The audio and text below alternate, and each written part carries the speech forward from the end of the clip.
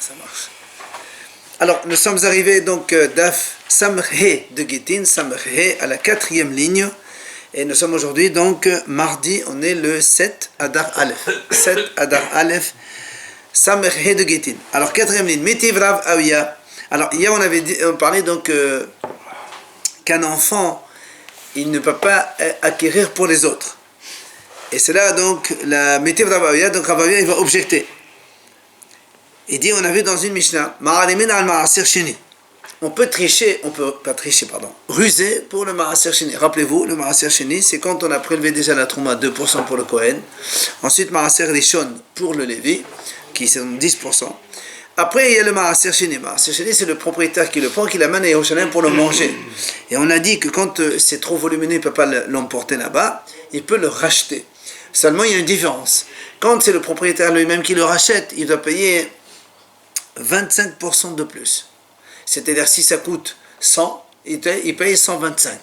Mais si, au lieu que ce soit lui-même qui le rachète, il le vend à quelqu'un d'autre d'étranger, il achète au prix. Ça vaut 100, c'est 100. Pourquoi ils font ça, les haramim? Parce qu'ils disent en général, quand un homme il rachète pour lui-même, il baisse un peu le prix. Il dit non, ça coûte pas 100, ça coûte 80. D'accord, 80, rajoute 20, on tombe à pic. Donc c'est ça. Oui, mais l'argent, on a dit, il faut l'amener à Yerushalayim, il devient kadosh et le consommer là-bas à Yerushalayim. D'accord? Alors la Mishnah dit là-bas, on peut ruser sur le Ma'aser Sheni. Ça veut dire quoi ruser? Comment? On met la Adam Levno Veto Gedolim. Un homme, il peut dire à son fils ou à sa fille qui sont grands, ou bien il a un esclave ou une servante hébreu. Il leur dit, voilà, je vous donne de l'argent. Par exemple, je vous donne 100. Imaginez que la récolte, ça vaut 100. Le Ma'aser Sheni vaut 100. Voilà 100. Et c'est vous qui allez racheter. Moi, je vous donne cadeau les 100. Vous êtes un étranger.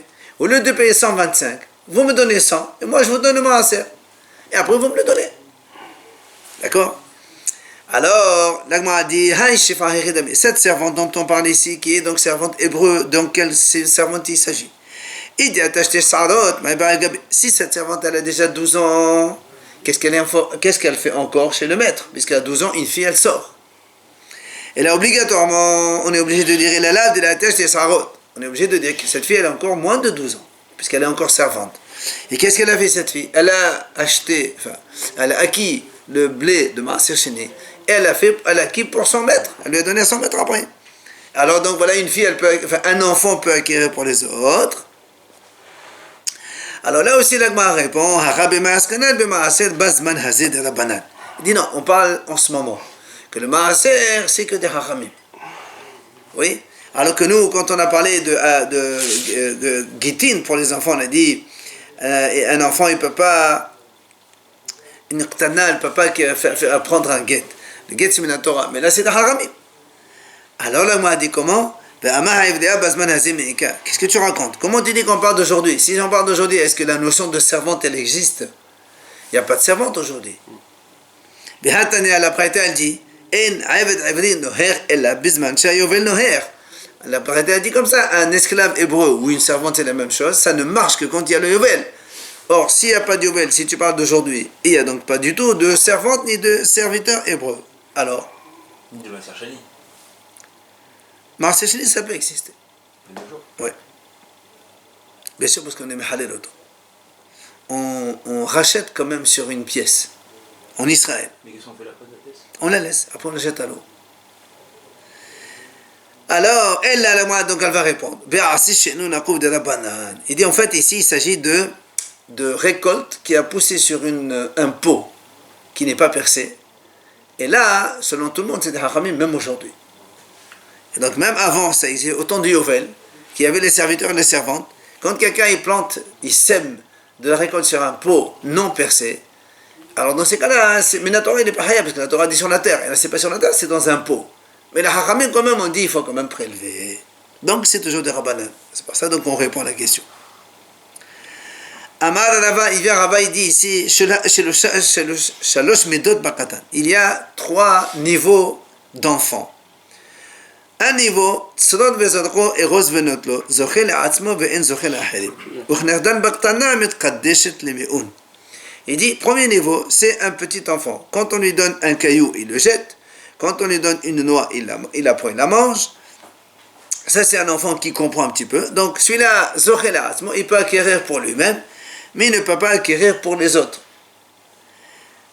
Alors, correspondant à cet âge-là, c'est une petite fille, quand une fille, à cet âge-là, elle est mitkadeshet par son frère ou sa mère, il la donne au mariage, elle ne sort pas avec un guet, elle sort avec un mioun. Vous vous rappelez, on a déjà parlé beaucoup de ça, donc elle refuse et elle sort. Deuxième niveau, hapi'otot. On a vu il n'y a pas longtemps, pi'otot, ces petits-enfants, on a dit dans la Gemara, mikhan, mekah ou mimkaran, mimkar, bam taltelin. Des enfants, rappelez-vous, on a dit entre 6, 7, 8 ans selon l'intelligence de l'enfant, quand il vend ou quand il achète quelque chose dans les objets mobiles, l'affaire, elle est conclue. Pas dans les terrains. Et donc, cet âge, correspond, cet âge-là correspond aussi à l'âge où une fille, elle peut, si son père, il la marie, il peut aussi, évidemment, prendre son acte de divorce. Enfin, troisième niveau, quand ils arrivent les enfants à l'âge des vœux, vous vous rappelez, on a vu dans Nedarim qu'un enfant à 13 ans et un jour, garçon, ou une fille 12 ans et un jour, leur vœu, il est absolument valable, mais un an avant, pour la fille à 11 ans et un jour, et pour le garçon 12 ans et un jour, quand ils font des vœux, on leur pose des questions pour savoir ce qu'ils comprennent, ce qu'ils disent oui ou non, et si c'est oui, le vœu, il est valable. Ce qu'on appelle en nat Nedarim. Dans ces cas-là, le vœu il est valable et le hekdesh aussi il est valable. Et cet âge-là, c'est-à-dire que si une fille à cet âge-là, elle a des signes de puberté, alors elle fait halissa comme si elle était grande, même si elle est un an avant l'âge donc adulte qu'on connaît, avant Na'ara. Enfin, la Gemara termine, quand un homme, un garçon, plutôt un enfant, veut vendre des terrains dans les biens de son père qui est niftar, il faut qu'il ait l'âge de 20 ans selon la Gemara. Selon Rava. Matiti, une nouvelle Mishnah. Ketana she'amna hetkabel ligite. Eno get ad she'agia get le'ada. Lefichach im nasaba lahazor yahazor. Une petite fille, d'accord?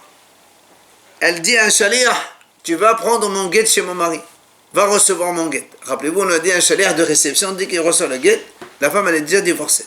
Mais comme c'est une fille n'a pas le pouvoir de faire shaliach, donc même si un homme a un shaliach de réception, ça ne marche pas. Il faut que le guet arrive dans sa main pour qu'elle soit divorcée réellement. C'est pour ça, oui. C'est pour ça que si le mari, quand il a donné au shaliach, même de réception, après il veut revenir, il peut revenir, puisque la fille n'est pas encore divorcée.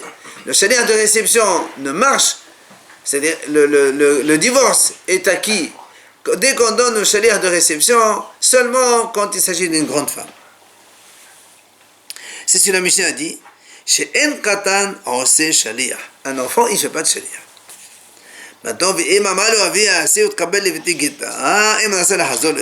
Maintenant, si c'est le père qui envoie un shaliach, parce que le père il a le pouvoir de recevoir un guet pour sa fille, il nomme un shaliach de réception, il dit tu vas recevoir un guet pour ma fille, alors automatiquement dès qu'elle a le guet, donc la fille elle est déjà divorcée, donc le mari ne peut plus revenir en arrière. Ça c'est la première idée de la Mishnah. Deuxième idée,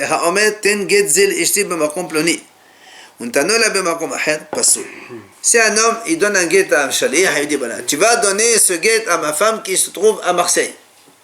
D'accord? Lui, il est allé, il lui a donné à Toulon, par exemple. Pas soul, c'est pas valable. Maintenant, s'il lui dit, mais s'il lui dit comme ça, tu sais, va donner ce guet à ma femme, elle est maintenant à Marseille. Elle est comme ça, elle est maintenant à Marseille. Après, lui, il est parti, il lui a donné, elle était à Toulon. Là, c'est valable le guet. C'est quoi la différence? Dans le premier, quand il lui dit tu donnes un guet à ma femme dans tel endroit, c'est-à-dire que le mari il exige que ce soit dans tel endroit. Donc je ne veux pas que tu la donnes ailleurs. Pourquoi? Parce qu'il ne veut pas que les gens imaginent que dans l'autre endroit là, il lui a donné, là, les gens le connaissent, ça fait choum, tout ça. Alors lui tu la donnes ici. C'est pour ça que quand il lui dit, il précise, tu le donnes ici, ça veut dire qu'il faut donner ici. Mais s'il lui dit tu donnes son guet, elle est là-bas. Elle est là-bas, mais si elle ne trouve pas là-bas, tu vas donner ailleurs, ça marche. Mais ça, c'est côté mari. Maintenant, côté femme. האישה שעמלה תקבל לגיטים במקום פלוני וקיבל אליהם במקום אחר פסול. אז בלעזן מכשיר. Maintenant, si c'est la femme qui dit à un shaliach, vas-y, tu vas aller à Paris, mon mari est là-bas, et tu reçois mon guet pour moi. Donc on parle d'une femme normale, pas une petite. Normalement, le shaliach de réception, dès qu'elle a reçu le guet dans la main, la femme elle est déjà divorcée. Seulement, elle lui dit, tu le prends à Paris. Lui, il a été... il a pris à Lyon, par exemple. Il a rencontré le mari à Lyon, il lui a donné le guet. La Mishnah a dit, pas soul, c'est pas valable. Mais ici, Rabbi Elazar marché. Rabbi Elazar dit c'est caché. Maintenant, si elle lui a dit, mais si elle lui a dit, amène-moi mon guet de tel endroit, par exemple, il lui dit, amène-moi mon guet de Paris, elle lui a pas fait la chalière de réception, elle fait chalière de transmission, de transport, amène le guet de Paris. Et lui, il l'a amené de Lyon. Alors il est cachère. Pourquoi? Parce que de toute façon, que ce soit de Paris ou de Lyon, il faut qu'il arrive chez elle pour qu'elle soit divorcée. Donc ça ne change pas grand-chose. D'accord? Maintenant, évidemment, vous avez compris la question. Voilà, pourquoi Rabbi Elazar, dans le premier cas où c'est le mari qui a dit tu vas donner ce guet à ma femme à Marseille. Lui, il lui a donné à Toulon. On a dit c'est pas bon. Et Rabbi Elazar, il n'a rien dit. Alors que quand c'est la femme, elle dit au Shaliach, va recevoir mon guet à Paris, il l'a reçu à Lyon, on a dit c'est pas bon, et là Rabbi Elazar dit non, c'est cachère. Pourquoi ici tu dis que c'est cachère là-bas? Non. Alors l'Agmar répond, et au dimedate meraresh kafid, et il dit Hamad Ganeshet mar'ema comme hilo, mar'ama comme hilo. La réponse c'est facile. Dans le cas où c'est le mari, même Rabbi Elazar il est d'accord que c'est pas bon. Pourquoi? Parce que le mari, c'est lui qui a le pouvoir de donner guet à sa femme. Donc quand il a le pouvoir, c'est normal, il est marpide. Quand je te dis ici, je veux pas ailleurs. Mais la femme, quand elle lui dit, va me prendre mon guet là-bas, ben elle, ça ne dépend pas d'elle. Si son mari veut lui donner son guet, que ce soit là-bas ou là, ici, c'est la même chose. C'est pour ça qu'ici, Rabbi Elazar, il a dit, c'est caché. Pour le premier cas, c'est une évidence pour lui. Et oui. Et pourquoi les Khamim disent que c'est... Enfin, je sais pas qui c'est, mais qui dit c'est pas soul alors? Puisque c'est tellement évident. Lui, il te dit non. Moi, parce que le tout est de savoir est-ce que c'est juste un indice où il se trouve l'autre, ou bien je veux que ce soit là-bas. Donc je parle il dit, la femme, bien sûr, qui parle là. absolument, la femme elle lui dit voilà, il est là-bas. Va prendre mon guet là-bas. Selon Hachamim, il est. Donc là, dans ce cas-là, selon Hachamim, Tanakama, donc, il est pas soul. Tu as pris à Lyon. Pourquoi? Parce que moi je t'ai dit là-bas, je t'ai pas dit ici. Tu n'es pas chez là, ici. Et l'autre dit non, c'est un indice qu'elle lui donne. Si tu trouves, tu trouves. Comment tu expliques la parole de la femme? Nouvelle Mishnah Matnitin. Une femme, elle envoie un shaliach. Elle est mariée avec un Kohen, elle mange la trauma tranquille.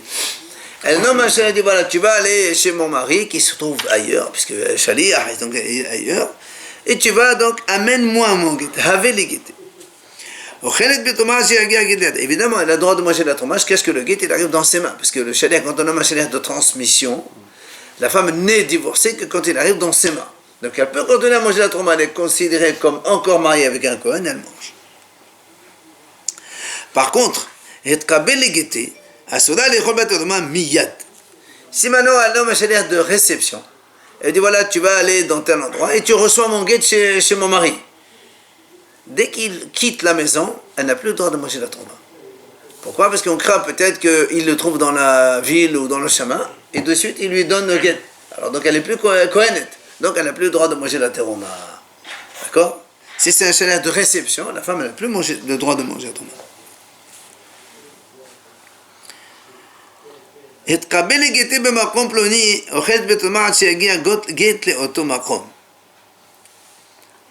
Si maintenant une femme elle dit à un shaliach, reçois pour moi le guet à Paris, par exemple, elle dit dans tel endroit, pas ici. Alors le Mishnah dit, elle peut continuer à manger la trauma jusqu'à ce que le guet arrive effectivement dans tel endroit. Rabbi Elazar osel miyad. Rabbi Elazar dit non. Là aussi, comme elle a nommé shaliach de réception, elle est immédiatement interdite, c'est fini. Alors là, a dit, je ne comprends pas. Tu as dit, justement, c'est que là, a dit, Vegeta, mais tout à l'heure, tu as dit, quand tu as dit, va recevoir un guet dans tel endroit, on a dit, le guet, il n'est pas valable tant qu'il n'est pas On a dit tout à l'heure. Parce que là, vous avez dit que c'était pas saoul. Oui, nous on a dit comme ça. Le guet, il n'est valable que quand tu arrives dans tel endroit. C'est-à-dire, si il a reçu dans notre endroit, on attend jusqu'à ce qu'il arrive. Mais toi, tu m'as dit tout à l'heure que ça ressort dans un autre endroit, c'est pas valable. Alors, comment tu dis que le guet, il est valable dès qu'il arrive dans cet endroit? C'est ce que le Gemara dit. Quoi, c'est un guet quand même? Tout verra, tu dis, dans la recherche, tu dis, la havigeta. C'est pas un guet. Alors, la Gemara répond. Là, on a besoin de quoi? En vérité, il s'agit de ce cas-là. Elle lui a dit, en fait, elle lui a dit comme ça. Elle lui a dit à son chalier, tu vas aller dans la ville de Mehessia, tu vas recevoir mon guet là-bas. Mais sache que des fois, mon mari il se trouve aussi là-bas dans Bavel. En fait, elle lui a donné deux indications. C'est pas ça, c'est-à-dire, tu peux le prendre là où tu le trouves. Ou à Mehessia, ou à Bavel, là où tu trouves, tu le prends. Seulement, Gita l'ahave ad matit le matin Mehessia. Et la femme elle a dit que le guet il ne sera valable pour moi que quand tu seras dans tel endroit. Et là donc on a dit le guet n'est valable que quand on arrive dans cet endroit. C'est pour ça que le guet il est quand même valable. On a dit dans la Mishnah Rabbi Elazar Oser Miyad. Rappelez-vous donc cette femme, donc femme de Cohen, elle envoie un chalier, elle dit va prendre mon guet. Dans la Mishnah on a dit comme ça, va prendre mon guet dans tel endroit. On a dit que le guet il est valable que dans tel endroit. Rabbi Elazar, il a dit non, miyad, c'est asur miyad. On a dit pshita, on a dit donc précédemment dans la Mishnah, quand une femme elle donne comme ça, c'est un indice. Oui, alors pourquoi tu dis, Rabbi Elazar, il a déjà dit précédemment, quand une femme elle dit à un chalier, va recevoir mon guet dans tel endroit, lui reçoit dans un autre, lui il a dit c'est valable, il n'y a aucun problème. Donc on savait déjà. La Gemara dit non, la sriqa de amra lezi le mizrah. دئت بمزح وقال لمعرب ما هو تتما بمعرب هليت يقام مشمع ندي المبهدي دي قازل مقاسق اسبه في هفلي قطا. Il dit en fait on a besoin quand même de te l'enseigner ici Rabbi Elazar. Pourquoi? Imagine, il dit comme ça. Elle dit au chaliah, tu vas aller direction est, mon mari se trouve là-bas, côté vers l'est. Par exemple, comme on dit ici, je sais pas moi, on est à Lyon. Elle dit voilà, tu vas direction nord, mon mari se tourne vers le nord. Et lui, le chalier, qu'est-ce qu'il a fait? Il est parti vers le sud, le contraire. Il ne peut jamais rencontrer le mari parce que le mari il est là-haut. Alors nous, on aurait pu penser que la femme, elle peut encore continuer à manger le temps. Il vient Rabbi Elazar et dit non, même ça, c'est assourd. Même dans ce cas, c'est assourd. Pourquoi? Parce qu'elle savait que son mari était au nord, je veux bien. Mais peut-être que le mari il est déjà descendu aussi au sud et qu'il va le rencontrer quelque part après. Donc, c'est pour ça que Rabbi Elazar, la Mishnah, elle est obligée de nous l'enseigner, que même dans ce cas-là, dès que la femme a nommé chez les de réception, elle n'a plus le droit de manger la terouma.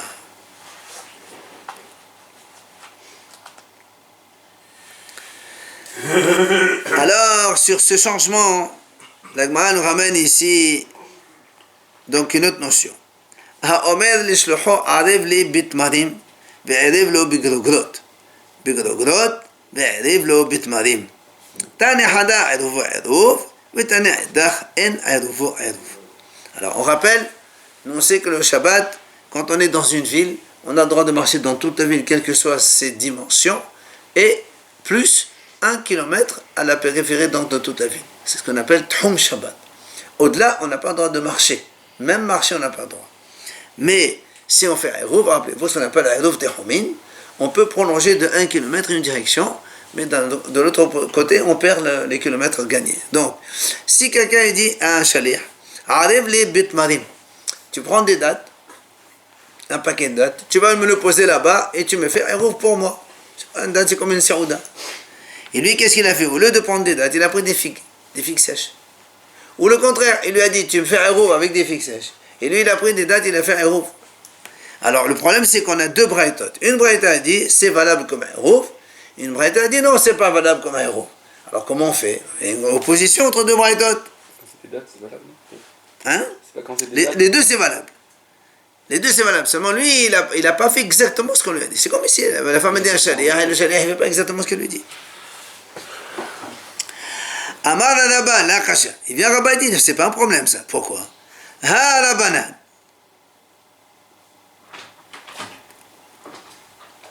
La Braïta qui a dit que le héros n'est pas valable, c'est donc l'auteur, c'est les Hachamim. Puisque les Hachamim, ils disent, moi je te dis ici, si tu vas faire autre chose, si le shari'a ne fait pas exactement ce qu'on lui dit, alors c'est pas valable. Là aussi c'est pas la même chose. Rabbi Elazar. Ça c'est l'autre Braïta qui a dit que c'est valable, c'est Rabbi Elazar. Et l'Agma nous dit, l'Agma tout de suite l'explique. Donc la première Braïta qui a dit que le hérouv n'est pas valable, c'est les Hachamim qui sont les auteurs. Et les Hachamim, eux, ils disent, ils sont marpidim. Quand je te dis quelque chose, tu fais ce que je te dis. Tu changes, alors tu n'es pas considéré comme étant mon shaliach. Du coup, le hérouv, il n'est pas hérouv. Rabbi Elazar, le deuxième Braïta qui a dit oui, c'est valable en tant que hérouv. Et lui, il dit, c'est comme la femme, on a dit, c'est simplement un indice qu'elle donne à ce monsieur. Donc, soit là ou là-bas, c'est la même chose. Là aussi, le shaliach, le monsieur, il dit au shaliach, va me faire un hérouv avec des dates. Lui, avec des filles, qu'est-ce que ça change pour toi? Lui, il lui a donné un exemple. Puis tu veux autre chose, c'est pas grave. D'accord? Dans la mesure où ça l'intéresse. D'accord? Il n'y a pas. Hachamim disent que le shaliach, quand il change, effectivement, il n'est pas shaliach. Mais dans la mesure où c'est bénéfique pour toi, de toute façon, ça ne change rien. En quoi ça change pour toi que ça devient bénéfique?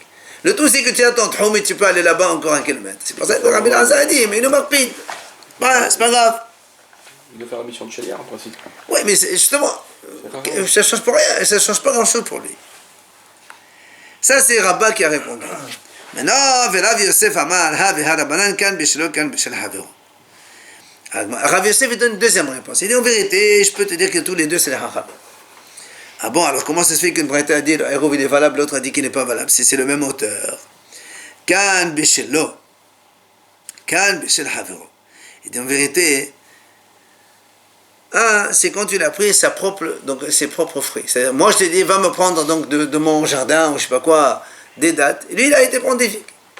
Alors pour lui, c'est la même chose. C'est à moi tous les deux, ça marche. Le problème, c'est que dans le deuxième, où la Braïta a dit, c'est pas valable, c'est qu'il a été prendre des choses qui appartiennent à notre personne. Alors, évidemment, là, dans ces cas-là, le monsieur n'est pas d'accord.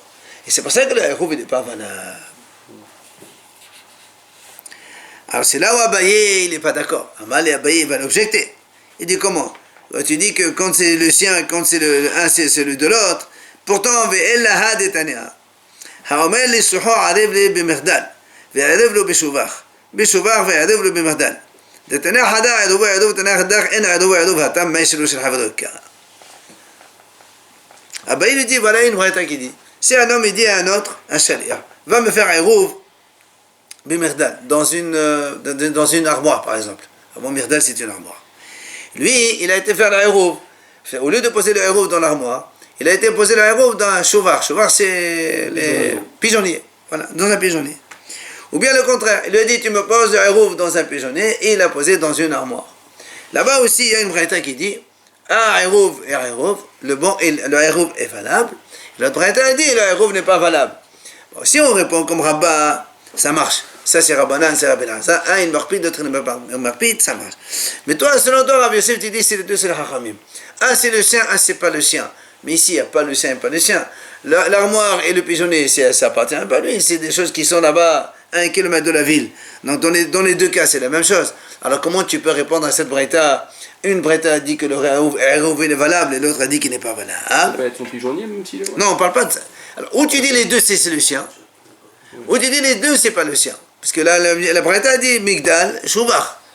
Ou un armoire et un pigeonnier qui lui appartiennent. Dans ces cas-là, on ne voit pas la raison pourquoi le hérouv n'est pas valable. Mais donc, on est obligé de dire que c'est les deux qui ne lui appartiennent pas. Alors pourquoi un il est valable et l'autre n'est pas valable? Si tu fais une différence entre le sien et pas le sien. S'ils sont pas au même endroit, ça change tout. Non, on ne parle pas qu'ils sont pas au même endroit. C'est obligé qu'ils soient au même endroit. Parce que moi, je vais aller dans cette direction. Je veux mon kilomètre de ce côté-là. Qu'importe pour moi. C'est pour ça que l'Agmara répond. Hatam Nami répond l'Agmara. Et qu'appelé des mardal ou fédé des chouvach. Et en fait, c'est pas que nous on croyait que c'était va poser le hérouv dans un endroit, bon, dans l'armoire ou dans le pigeonnier. En fait, c'est pas ça. Il a dit va prendre les fruits qui sont dans l'armoire et tu me fais un hérouv avec. Et lui, il a été prendre les fruits qui sont dans le pigeonnier et il a fait un hérouv avec. Donc, c'est le sien et c'est pas le sien. Et ça marche, ça aussi, c'est pareil. Ça marche? Évidemment. Non. Quand c'est le sien, ça marche. Quand c'est pas le sien, ça marche pas. Et donc, ça reste avec la réponse de Rav Yosef, ça marche très bien.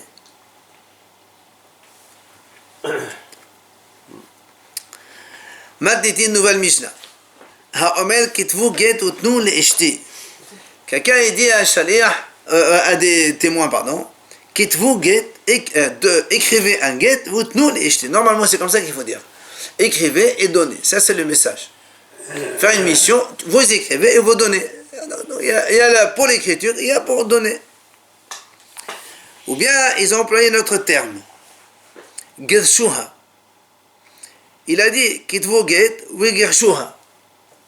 Ou bien, au lieu de dire kitvu get, il a dit gershu l'ishti. Ou bien, il leur a dit kitvu igeret, utnula. Écrivez une lettre, igeret, ce qu'on appelle igeret, utnula. La Mishnah a dit hare elo irtivu vitenu. Dans ces cas-là, les Haïdim, ils écrivent et ils donnent. Même quand ils disent igeret, dans le terme du get, les mots dans le get, ça s'appelle igeret shivukin. Une lettre de se débarrasser, on va dire comme ça. Hein? Voilà. Shivukin, ça veut dire, il laisse tomber. Ça marche, ça veut dire... Donc ça marche. Tous ces termes-là sont valables. Maintenant, si quelqu'un est dit à deux témoins, patruha, libérer la voilà, on peut l'expliquer de deux. C'est pour ça que la Michel va dire ici, ça veut rien dire. Patruha, on peut dire quelqu'un on licencie. Tu dis patruha, imaginons elle a des dettes, moi je suis prêt à payer ses dettes. Tu peux dire patruha aussi divorce. Donc comme il y a un terme douteux, alors la Michel va dire que c'est pas bon. Ou bien il dit, un homme il dit à des témoins, parnisuha, donne-lui une parnassa. Alors nous on peut dire parnassa, c'est-à-dire donnez-lui son, libérez-la. Ou encore, faites-lui ses besoins, ce qu'elle a besoin. Ou encore, il a dit, asula kanimous, faites-lui ce qu'il faut, comme la loi le veut. Et ça veut dire beaucoup de choses là aussi. Ou encore, asula kalaoui, faites-lui le nécessaire. Un homme dit à deux témoins, faites nécessaire pour son épouse. Alors qu'est-ce que ça veut dire faites nécessaire? On peut l'expliquer comme ça, C'est pour ça que la Mishnah dit, lo amal kelo, ça veut rien dire. Donc il faut que ce soit clair. Là encore, la Gemara vient donc développer cette idée. Si un homme dit à des témoins, shallihuha, libérez-la, shavruha, là aussi c'est libérez-la, tadhuha, c'est renvoyer. Tout ça, ce sont des termes qui sont valables. Dans ces cas-là, ils doivent écrire et donner le get à sa femme. Donc ça, c'est des bons termes valables. Maintenant, paterua, panesua, asula kanemus, asula kanaou, le amalkelum, comme on a dit dans la Mishnah, d'accord? Si l'on dit paterua, c'est un double sens. Ou libérez-la, ou défaites-la de ses dettes, ou encore licenciez-la. Enfin, ça veut dire plein de choses. Panesua, c'est pareil. Asula kanimus, asula kalaou, tout ça, ce sont des termes un peu ambigus, qui peuvent porter deux significations différentes. Une pour le divorce et une non. Alors, là, le amarkelum, ça veut rien dire. Tania, mais il y a une braïta qui dit comme ça. Rabbi Nathan Omer, Paterua devarao kayamin. Pitruha lo amal klum. Rabbi Nathan il fait une différence entre la ponctuation. S'il lui dit patrua, c'est pour lui un terme de libérer, c'est-à-dire divorcer. Mais s'il dit pitrua, alors dans ces cas-là, lui il dit ça veut rien dire. Alors le m'a dit qu'est-ce que c'est ça? Amar Rava il dit Rabbi Nathan devabla ahu, Rabbi Nathan comme il vient de Bavel. Lui, il fait une différence entre pitroua et patroua. Patroua, selon lui, paterou, ota, libérez-la, ça c'est un vrai divorce. Mais pitroua, ça vient du mot patour. Patour, ça veut dire patour, hayab, assour, tout ça. Donc lui, il fait une différence, c'est pour ça qu'il a été médaillé. Par contre, Tana Devan El Israël, mais notre Tana, lui, de la Mishnah, il vient d'Israël. Alors il n'a pas fait de différence dans la ponctuation. Apparemment en Israël, ne faisait pas attention à la conjugaison, donc à la ponctuation. C'est pour ça qu'il n'a pas fait de différence entre pateroa et pitroa. Et bien, Léo Lagmar a posé quand même une question. enfin plusieurs termes. Les gens ils peuvent te tromper quand même entre P3 et pas trop. C'est pour ça que le Rabbi Nathan dit là-bas, Babel, lui, il pense que c'est qu'on est médaillère, qu'on est ponctué sur, enfin, on est pointueux sur la conjugaison et la ponctuation des mots, donc c'est pour ça qu'il fait attention. Et bien, allez où? Moi, elle pose une question. Husi'uha ma'u, izvuha ma'u, hatiruha ma'u, hanihuha ma'u, hu'ilula ma'u, asulakadat ma'u. Donc tout ça, ce sont des termes. Le premier, c'est faites-la sortir. Ou bien izvuha, abandonnez-la. Ou bien hatiruha, donnez-lui l'autorisation. Ou bien hanihuha, laissez-la. Ou bien hu'ilula, faites ce qui est intéressant pour elle. Tout ça, ou bien asulakadat, faites-lui ce qui est légal. Est-ce que ce sont des termes de guérouche de divorce? Oui ou non? La Gemara dit je peux quand même répondre à une de ces questions, puisque nous on a vu dans la Mishnah et aussi dans le Baraita,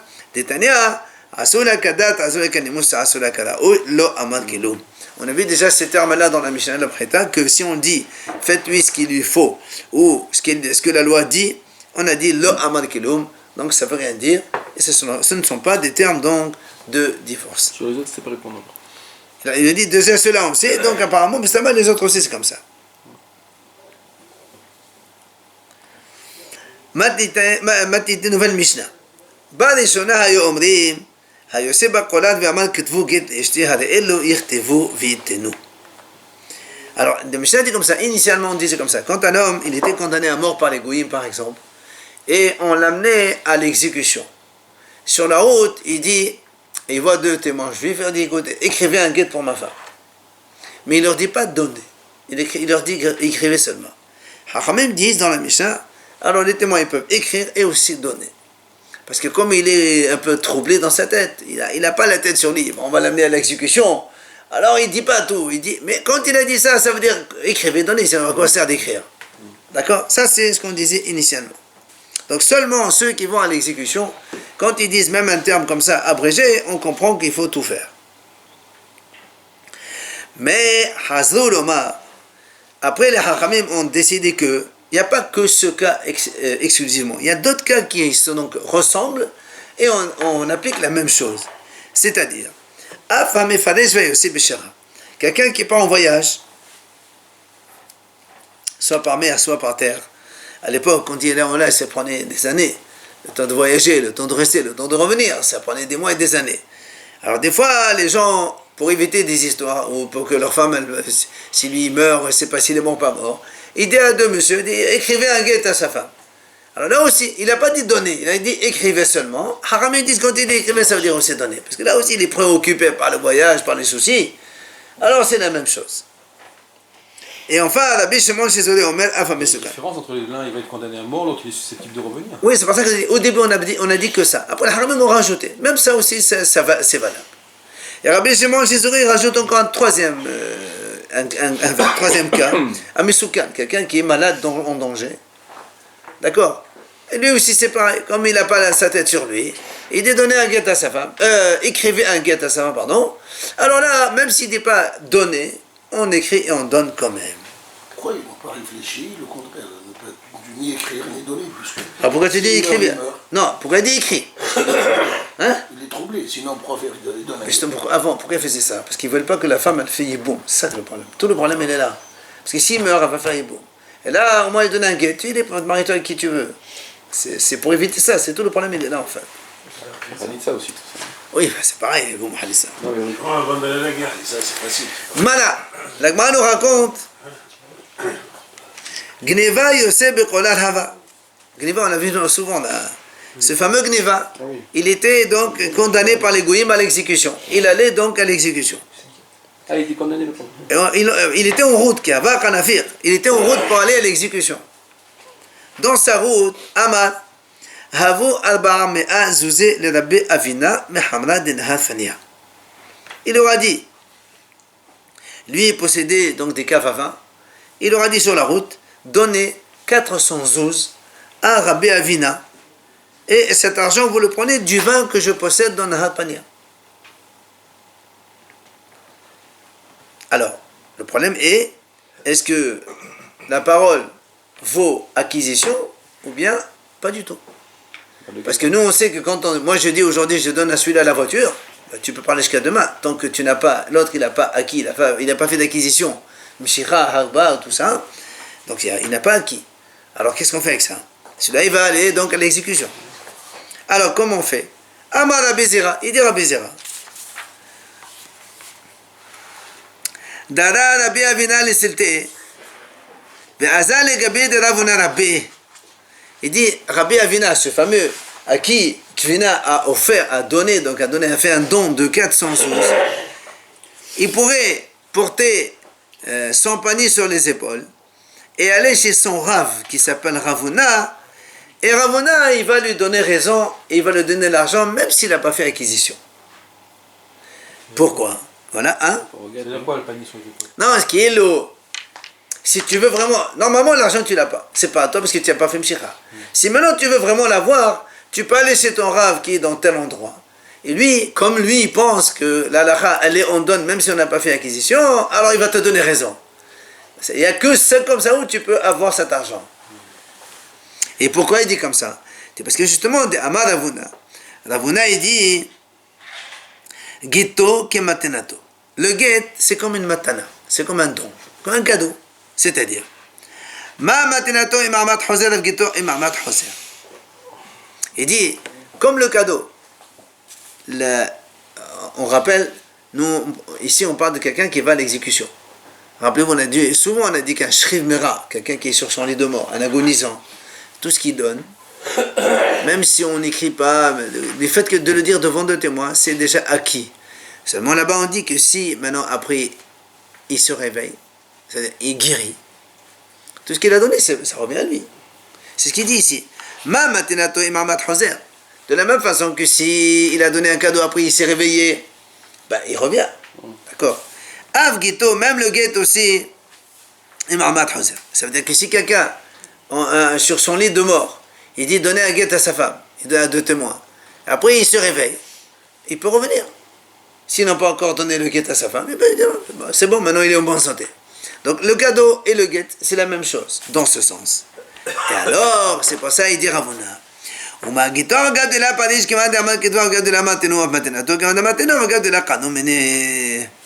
dit la même chose maintenant dans l'autre sens.